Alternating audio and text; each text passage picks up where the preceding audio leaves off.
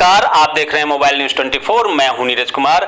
आज हम आए हुए हैं वसुंधरा में। गाजियाबाद का वसुंधरा इलाका है और यहां पर हम आए हुए हैं डॉक्टर रजनीकांत श्रीवास्तव जी के पास। ये ज्योतिषाचार्य हैं और इनका नाम पूरे देश में जगह जगह पर लिया जाता है हनुमान जी के भक्ति को लेकर। हनुमान जी का विशेष कृपा इनके ऊपर है। हनुमान जी के आशीर्वाद से इन्होंने कई ऐसे भक्तों के परेशानियों को दूर किया है जो किसी ने नहीं कर पाया, और लोग इनके पास इनका नाम पूछ पूछ कर दूर दराज से यहाँ पर आते हैं और रविवार को यहाँ लंबी कतारें आपको देखने को मिलेगा। हम जानने की कोशिश करते हैं श्रीवास्तव जी से सबसे पहले कि इन्होंने इसकी शुरुआत कब और कहाँ से किया, किस प्रकार से हनुमान जी का कृपा इनके ऊपर आया और कैसे इन्हें हुआ कि इतने बड़े नौकरी को छोड़कर ये हनुमान भक्ति में लग गए और लोगों के परेशानियों को दूर करने लगे।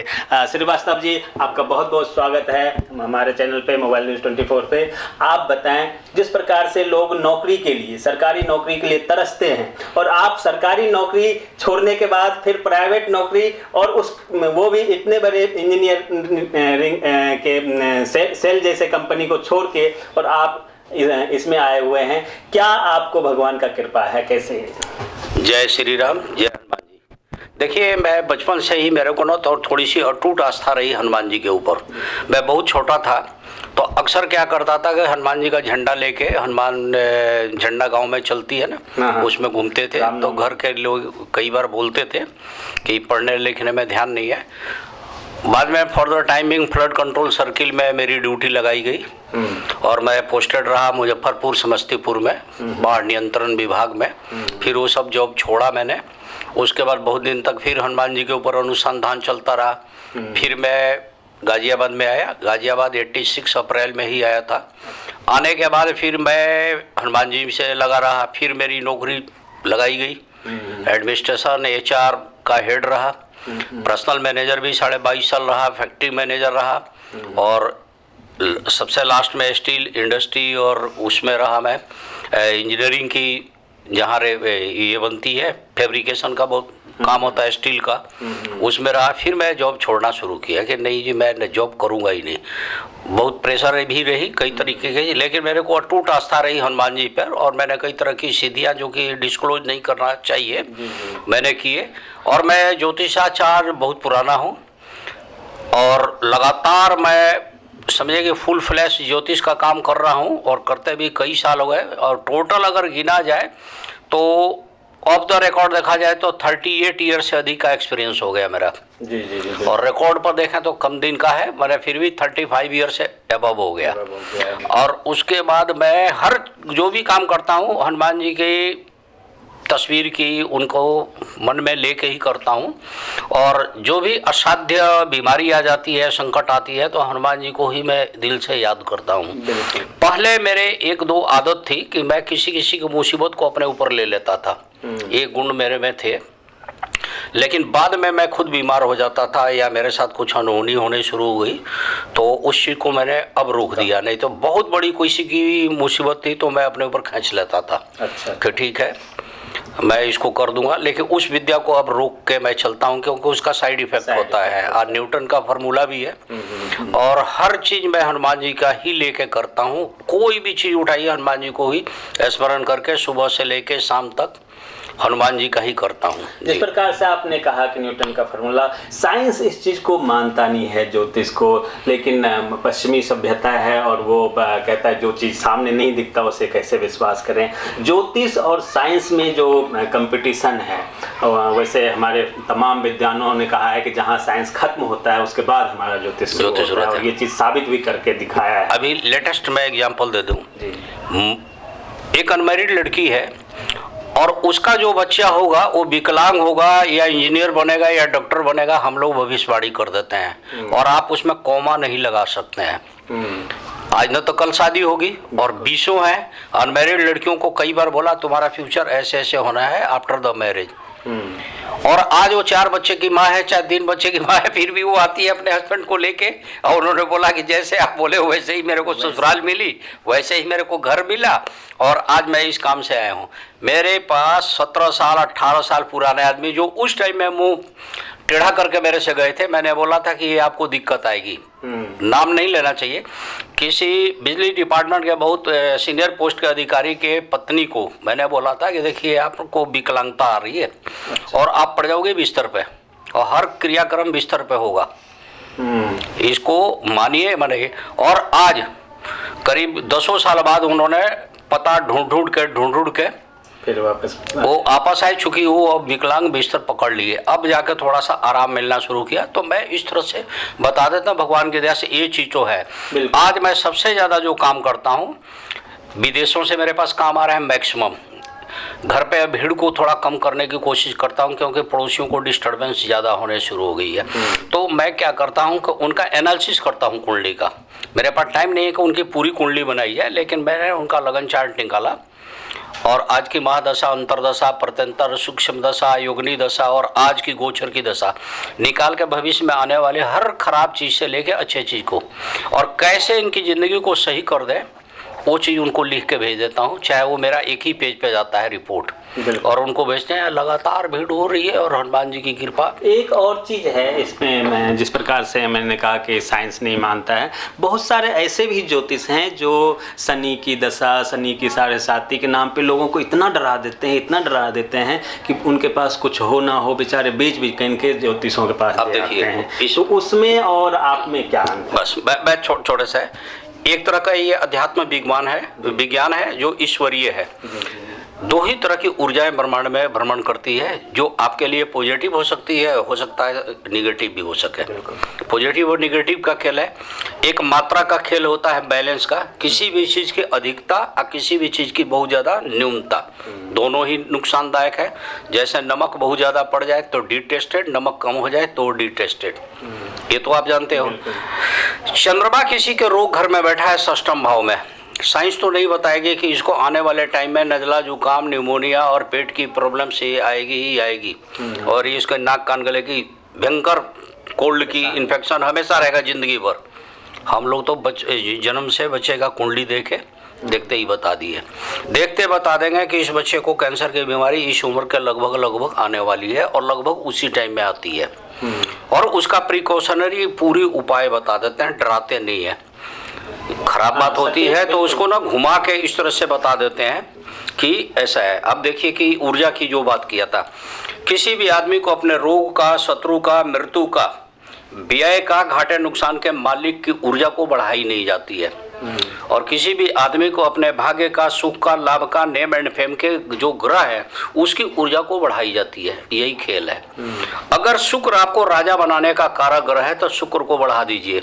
अगर शुक्र आपको हड्डी, यूरिन और पेट से निचले हिस्से की प्रॉब्लम्स देने वाला है, जिसको बोलते हैं ना गुप्त रोग, तो हम शुक्र की ऊर्जा को घटाते हैं, तब डोनेट करवाते हैं। ये हम लोग का फॉर्मूला है, मैंने जो मैं अपना लेके चलता हूँ, और जहाँ विज्ञान हार जाता है वहाँ पे भी हम लोग करते हैं। कोरोना के टाइम में जब डॉक्टर हाथ नहीं लगा रहे थे, हम लोगों ने कई लोगों को हनुमान जी का मंत्र बता के और उनके पूरे परिवार को और उनकी हिफाजत की है, और उन्हें भला भी हुआ है। बिल्कुल भला हुआ है। एक और लोगों में काफ़ी दुविधा रहता है। वैसे तो हनुमान जी के बारे में कहा जाता है कि कलयुग में, और ख़ासकर जितने भी हमारे अवतार हुए हैं, चाहे विष्णु भगवान के या शंकर जी के, उनमें से हनुमान जी ही एकमात्र देहधारी अब तक अवतार हैं, क्योंकि जितने भी अवतार हुए उन्होंने किसी न किसी बहाने अपना शरीर त्याग के और फिर अपने लोक को चले गए। हनुमान जी आज भी विद्यमान हैं कलयुग में भी, और इनका जो जयंती मनाया जाता है वो साल में 2 बार मनाया जाता है। तो ये कैसे संभव है, 2 बार क्यों मनाया जाता है हनुमान जी का? मैं बताऊं, आप महर्षि रामायण अगर आप पढ़ें तो उनकी जो चैत के महीने में इनका असली जन्म हुआ है। जी। माँ अंजनी के गर्भ से पैदा हुए हैं, तो वो चैत के महीने का ही है।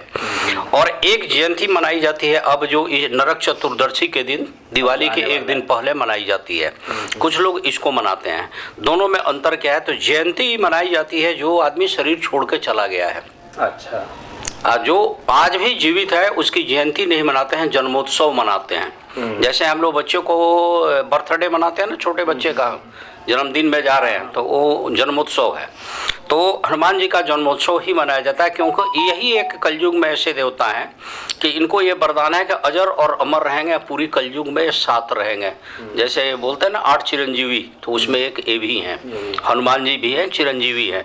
तो हनुमान जी का जन्मोत्सव जो मनाई जाती है अब 2 हो जाती है, एक जिस दिन वो पैदा हुए और दूसरी जन्मोत्सव क्या हुआ था कि ये माता सीता जी इतनी प्रभावित हो गई इनसे और मातृभक्ति इनका देख के, तो उन्होंने आया है हनुमान चालीसा में, असबर दिन है जानकी माता, एक शब्द आई है ना, तो माता जी ने चिरंजीवी रहने का, अमर रहने का आशीर्वाद दे दिया। अच्छा। तो जिस दिन अमर रहने का वरदान दिया उस दिन ही इनका विजय अभिनंदन दिवस के रूप में हम लोग मनाते हैं। अब शास्त्र जो इतिहासकार जो थे, जो शास्त्र के जानने वाले पंडित जिन्होंने शब्दों को लिखने पढ़ने में जो भी किया, कोई जन्मोत्सव बोल दिया, कोई जन्म दिवस लिख दिया, कोई कुछ दिया, कायदे में ये जो आ रही है ये विजय अभिनंदन दिवस है उनका। अच्छा। तो इस दिन हम लोग हनुमान जी को याद करते हैं कि आज ही के दिन हनुमान जी को चिरंजीवी रहने का आशीर्वाद मिला था माता सीता के द्वारा। माता सीता के द्वारा, ये चीज़ है। Okay okay. अच्छा, एक और चीज़ है कि जिस प्रकार से आपके पास अब तक तो जैसे आपने बताया बहुत सारे लोग आया जिनको आपने शुरू में कह दिया कि तुम्हारे साथ ये अनहोनी होगा, वो गुस्से होके भी चले गए, बाद में जब उनके साथ वो घटित हुआ तो वो वापस आपको ढूंढते हुए आए। ऐसे कौन से सबसे सबसे टिपिकल बीमारी आपने या टिपिकल साध्य रोग किसी के पास हो जिसका आपने अपने मंत्र से उपचार किया हो और वो ठीक हो गए? देखिए, मैं जाति से न कायस्थ हूँ, श्रीवास्तव हूँ। जी जी। मैं पूजा पाठ किसी और का करता नहीं हूँ, मैं झाड़ फूंक बिल्कुल नहीं करता और ना मैं अंधविश्वास को बढ़ावा देता हूँ, ना मैं बलि प्रथा के फेवर में हूँ कि ये बलि कर दो तो ये कर दो, मैं ये सब चीज़ बिल्कुल नहीं है। मुझे कंसल्टेंसी करता हूँ मैं, ठीक है। यानी हम एडवाइजर हैं, एक तरह का कंसल्टेंट कर रहे हैं। कोई आदमी आया, उसकी कुंडली की प्रेडिक्शन की, एनालिसिस किया, उसको बता दिया खराब जो घटना होने वाली है उसको कैसे हम सॉर्ट आउट कर देंगे, रेमेडीज क्या करें कि उसका उपाय हो जाए। कुछ चीज़ें सामने वाले की पेशेंस और उसकी लेवल देख के भी बताई जाती है। अब पता चला पहले से वो मानसिक रूप से पीड़ित है तो उसको डराओगे क्या? नहीं डराओगे ना।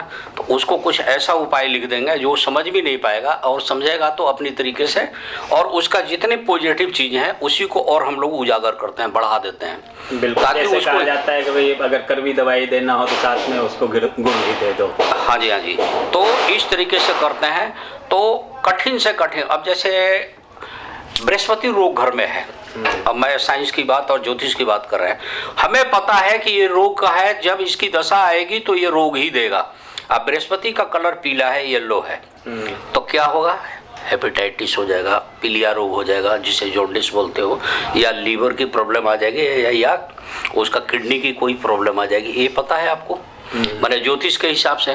तो हम लोग पहले से ना ज्योतिष उसका दान लिख देते हैं।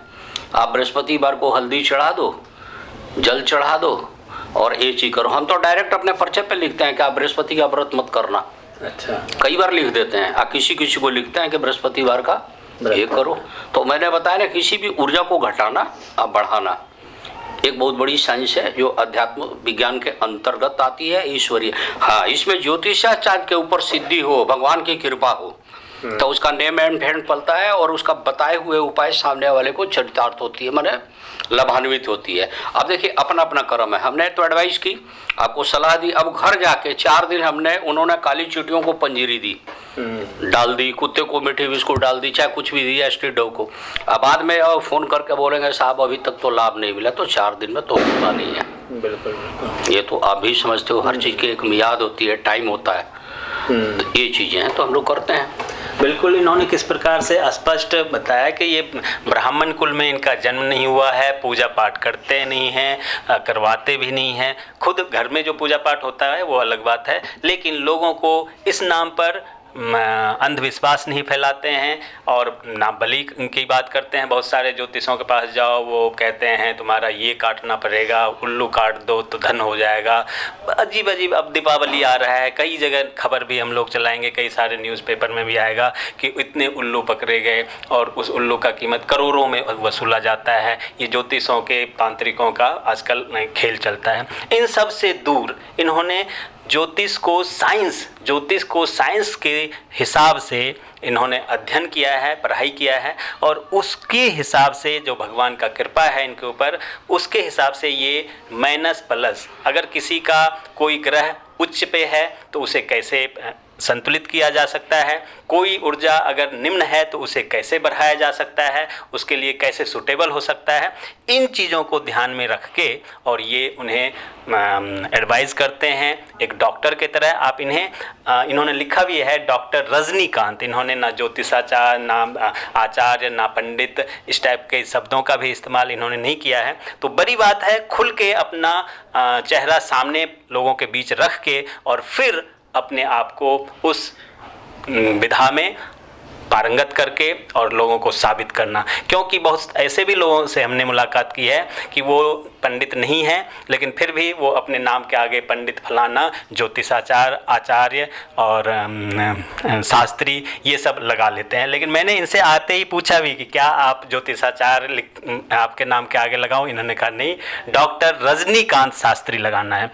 ये बड़ी बात होता है कि कोई अपने चेहरे को बिना मुखौटा लगाए हुए और सामने लाके साबित करके दिखाया। वही चीज़ श्रीवास्तव जी ने साबित करके दिखाया है। श्रीवास्तव जी, लास्ट में आखिरी सवाल, आजकल जो देश दुनिया में, देश में भी हमारे लोगों में जाति के नाम पे विद्वेष है, मणिपुर में किस प्रकार से हो रहा है, विदेश में भी आजकल चल रहा है, लोगों में मानव आपस में लड़ते हैं। इसके लिए आप आम लोगों को क्या संदेश देना चाहिए? देखिए, भाईचारे से, ईश्वर के संतान, जिस आदमी की जन्म कुंडली में मंगल पापी ग्रह से ग्रसित है, वो जाति प्रथा में या भाई भाई में शत्रुता या क्षेत्रीयता दुश्मनी ज़्यादा रखता है। ये हम लोगों ने देखा।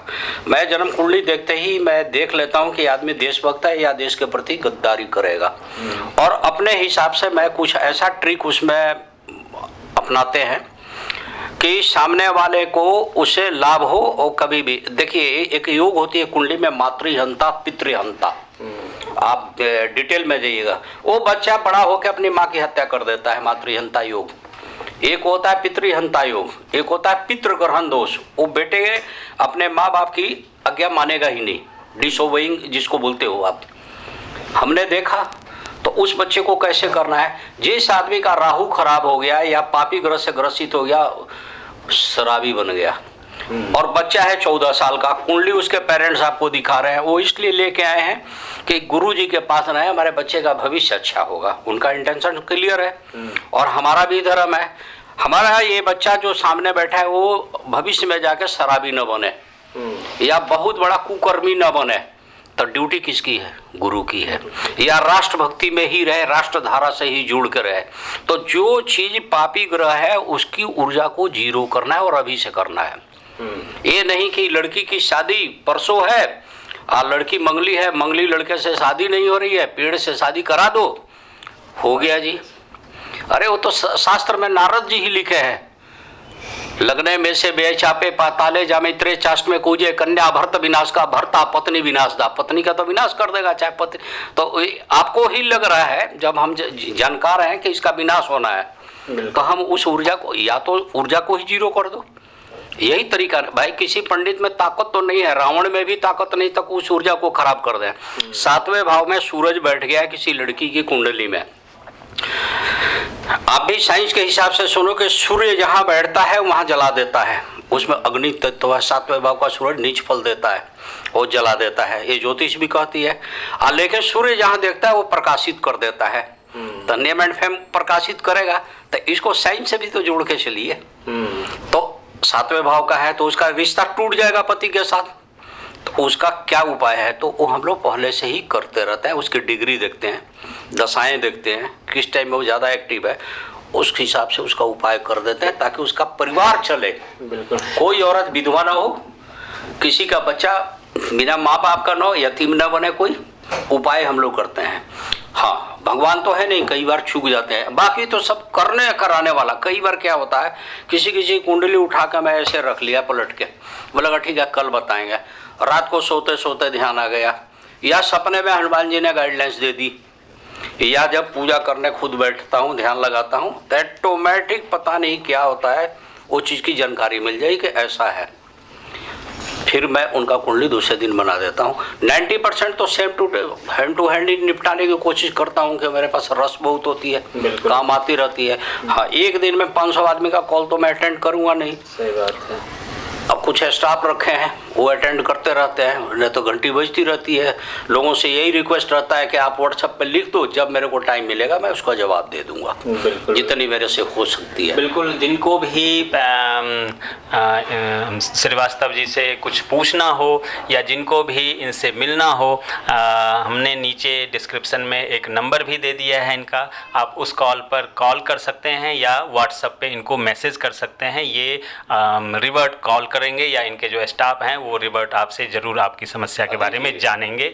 जी, मैंने बचपन में ही एक इच्छा जग गई, 1.25 लाख हिंदू मंदिरों में हनुमान जी के चरणों पर मैं नाक रगड़ूंगा।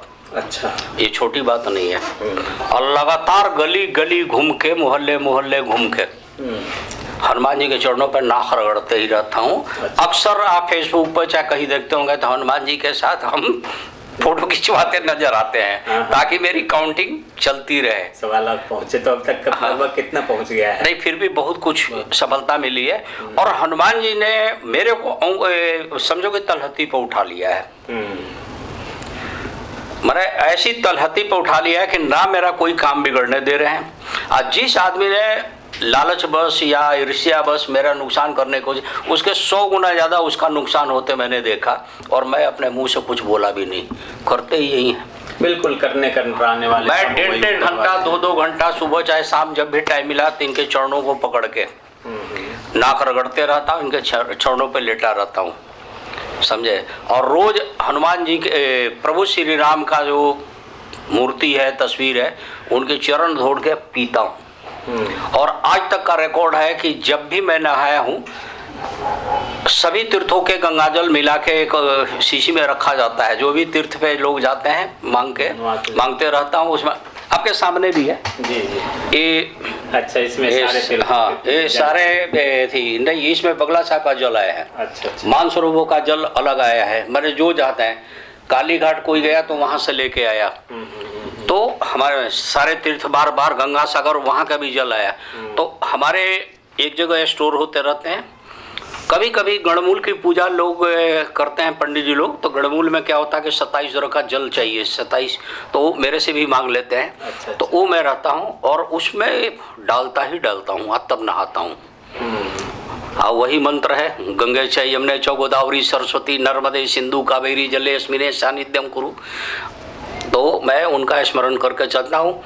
और इंसान ही है, कोई भगवान तो हम भी नहीं। बिल्कुल, हनुमान जी का कृपा जिस पर हो जाए वो बड़े, मतलब तिनका भी बड़े से बड़ा शास्त्री बन जाते हैं और क्या से क्या बन जाते हैं। ये सब आप तमाम दर्शकों ने भी देखा है कि 2 साल पहले तक धीरेन्द्र शास्त्री जी को कौन जानते थे और अब कौन नहीं जानते हैं। धीरेन्द्र शास्त्री जी की बात आई, उनके गुरु रामभद्राचार्य जी ने कल ही बिहार में एक समागम में उन्होंने बड़ा फटकार लगाया शिक्षा मंत्री बिहार के, जिन्होंने सनातन धर्म पर और रामायण पर कुठाराघात किया था।